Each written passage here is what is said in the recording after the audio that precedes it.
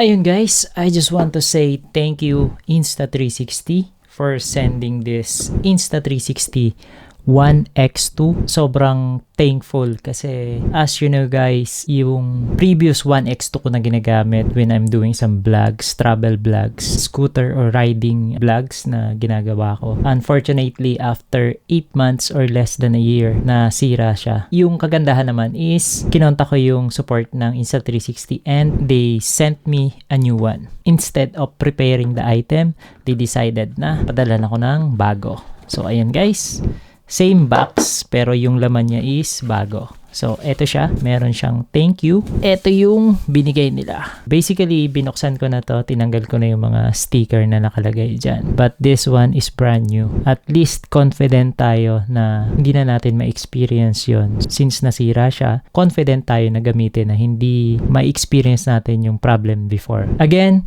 thank you Insta360 for sending this brand new camera. So ayun, shoutout sa inyo guys at sa support team ng Insta360.